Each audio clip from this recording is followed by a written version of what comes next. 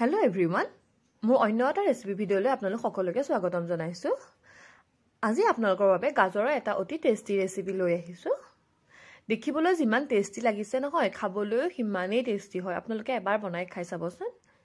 এয়া তাৰ বাবে মই প্ৰায় আধা কেজি মান গাজৰ লৈ লৈছো। গাজৰখিনি ভালদৰে ধুই সফা কৰি পিহনাখনত মিহিকৈ পিহি ললো।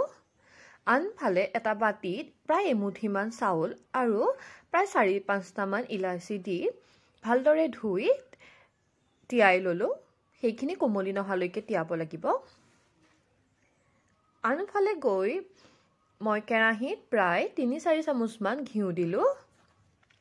ঘিউখিনিত পিহি লোৱা গাজৰখিনি দি দিলো। গাজৰখিনি পানীখিনি যাতে শুকাই যায় সিমানলৈকে গাজৰখিনি ভাজি থাকিব লাগিব। গাজৰখিনি শুকাই আহিলত মই তাত দি দিম প্ৰায় 1.5 লিটাৰ মান গাখীৰ। গাজৰ যদি বেছি লয়, যদি 1 কেজি গাখীৰ লয় তেতিয়াহলে আপোনালোকে 2 লিটাৰ গাখীৰ দিব লাগিব। আসলতে গাখীৰখিনি শুকাই যিটো টেষ্ট ডাঠ হৈ আহিলে যিটো টেষ্ট হয় সেইটো খাবলৈ বেছি ভাল হয়। সেই কাৰণে গাখীৰ অলপ মই সৰহকৈ ব্যৱহাৰ কৰিছো। গাজৰখিনি ভজা মানে মই তিয়াই লোৱা চাউল আৰু ইলাচিৰ এটা পেষ্ট বনাই ললো। পানীৰে সৈতে দি এটা পেষ্ট বনাই লব লাগিব। এয়া চক মই গাজৰ গাখীৰখিনি দি ললো। গাখীৰখিনি লো টু মিডিয়াম কৰি পেলাই লৰাই সেইখিনি সিজাই থাকিব লাগিব। গাজৰখিনি যাতে 80% মান কুক হৈ আহে সিমানলৈকে আমি লৰাই এইখিনি সিজাই থাকিব লাগিব। এয়া প্ৰায় গাখীৰখিনি ডাঠ হৈ আহিবলৈ আৰম্ভ কৰিছে।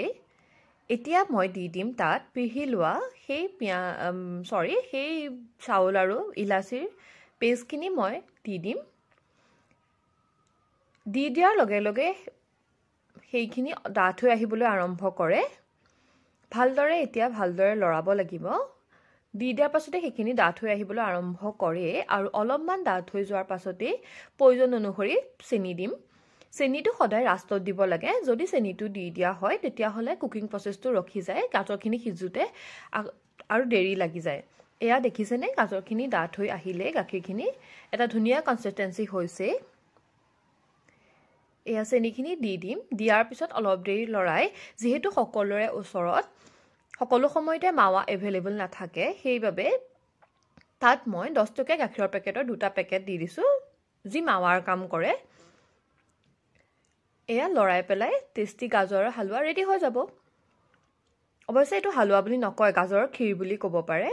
এয়া ঠাণ্ডা হোৱাৰ পাছত মই ধুনীয়াকৈ বাটিত কাঢ়ি লৈছো। দেখিবলৈ পাইছে ঠাণ্ডা হৈ যোৱাৰ পাছত এইখিনি আৰু অলপ ডাঠ হৈ আহে। যদি আপোনালোকে বিচাৰে ড্ৰাই ফ্ৰুটছ দিব পাৰে। মোৰ ওচৰত আজি ড্ৰাই ফ্ৰুটছ নাছিলে সেইবাবে নিদিলো।